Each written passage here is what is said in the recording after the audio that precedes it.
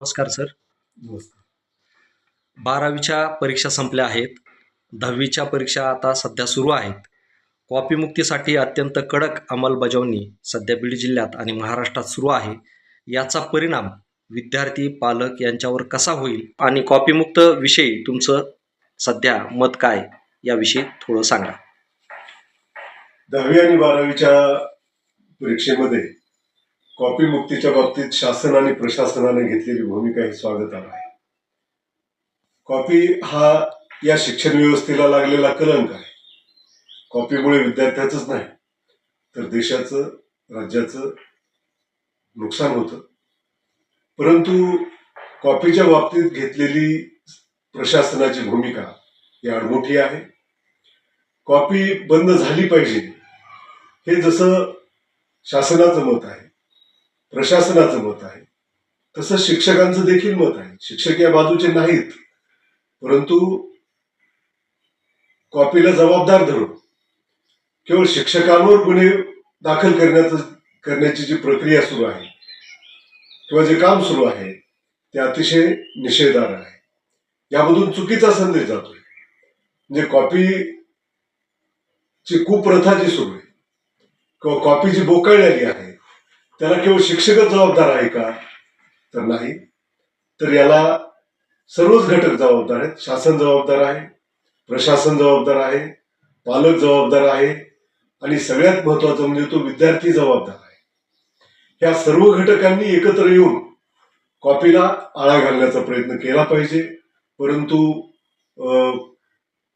ते असं आपल्याकडे म्हणतात ना, दुखणं हल्याला आणि इंजेक्शन पखालीला. फक्त शिक्षकांना जबाबदार धरणं हे अतिशय चुकीचं आहे. कुठल्याही शाखेमध्ये पदवी शिक्षण घेताना आता एंट्रन्स टेस्ट बंधनकारक आहे. मात्र घेण्यात येणाऱ्या टेस्ट विद्यार्थ्यांच्या NCERT, CBSE अशा अभ्यासक्रमाचा तो एक भाग आहे. तर विद्यार्थी शिक्षण घेतात स्टेट बोर्डच्या अभ्यासक्रमाप्रमाणे. हा विरोधाभास तुम्हाला वाटत नाही का? हा अतिशय विरोधाभास आहे. अतिशय चांगला प्रश्न तू विचारलास. आज 10वी आणि 12वीच्या परीक्षेवर कुठलाही प्रवेश अवलंबून नाही, कुठल्याही नोकऱ्या अवलंबून नाहीत. तर मेडिकल, इंजिनिअरिंग किंवा तत्सम व्यावसायिक अभ्यासक्रमाला जायचं असेल तर प्रवेश परीक्षा द्यावी लागते. आणि ही प्रवेश परीक्षा वेगळी असते. त्याचा आणि या परीक्षेचा संबंध नाही. आणि म्हणून संपूर्ण देशामध्ये एक समान स्पर्धा जर व्हायची असेल तर अभ्यासक्रम एक पाहिजे. परंतु इथं वेगळंच आहे. स्टेट बोर्डाचा अभ्यासक्रम वेगळा, CBSEचा अभ्यासक्रम वेगळा, ICSEचा अभ्यासक्रम वेगळा. त्याच्या शाळा आहेत त्यांचाही दर्जा वेगळा. CBSE, ICSEच्या ज्या शाळा आहेत तिथं अगदी भौतिक सुविधा बाकीचे सर्व खूप सुसज्ज असतं. त्या मानानं जिल्हा परिषदेच्या शाळा, खाजगी अनुदानित शाळांमध्ये एकतर स्टेट बोर्डाचा अभ्यासक्रम आणि भौतिक सुविधांची देखील वानवा असते. विद्यार्थी संख्या देखील प्रचंड असते.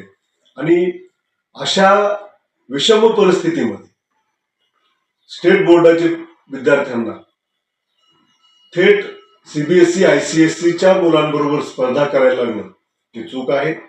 आणि म्हणूनच ही विषम व्यवस्था ही बदलली पाहिजे. आपलं सरकार मागे असं म्हणत होतं की एक देश एक निवडणूक झाली पाहिजे. अतिशय योग्य भूमिका आहे.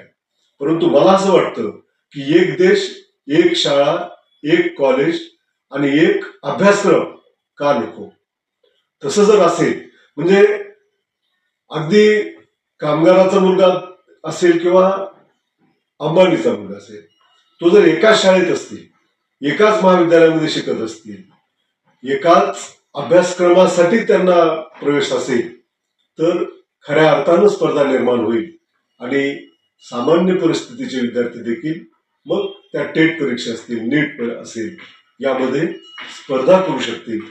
परंतु या ठिकाणी पूर्वी चातुर्वर्ण होतं, आता द्विवर्ण आहे. श्रीमंतासाठी वेगळं शिक्षण, गरिबासाठी वेगळं शिक्षण. आणि गरिबांचं शिक्षण बंद कसं करायचं या दृष्टीनं या देशातल्या राज्यात तोडजोड सुरू आहे. सर्वसामान्य माणसाच्या ते लक्षात येत नाही. ही अतिशय चिंतेची बाब आहे. अगदी बरोबर आहे सर. कारण तुम्ही आता जे म्हटलात एक देश एक नेता, त्या पद्धतीनं सर्वांचं शिक्षणसुद्धा एका पातळीवरती आणि समान पाहिजे ही अत्यंत महत्त्वाची गोष्ट आहे. आता 11वीचे ॲडमिशन मागच्या वर्षीपासून ऑनलाईन झालेले आहेत आणि याचा परिणाम सध्या ग्रामीण भागातल्या विद्यार्थ्यावरती फार मोठ्या प्रमाणात होतोय. तर याच्याविषयी तुम्ही काय सांगू शकता? ऑनलाईन प्रवेश प्रक्रिया ही शहरामध्ये ठीक आहे, परंतु ग्रामीण भागातील प्रवेशासाठी हे मॉडेल फेल आहे. ग्रामीण भागातील विद्यार्थ्यांची प्रचंड हेळसांड ऑनलाईन प्रवेशामुळे झाली.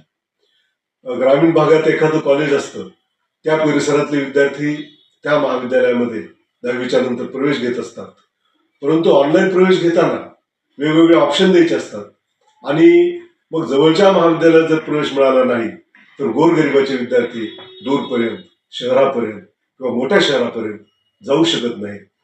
मुली तर जाऊच शकत नाही. त्यामुळे गेल्या वर्षीचा अनुभव असा आहे की ऑनलाईन प्रवेश प्रक्रियेमध्ये मुलींना जवळच्या महाविद्यालयात प्रवेश न मिळाल्यामुळे अनेक मुलीचं शिक्षण हे बंद पडलेलं आहे.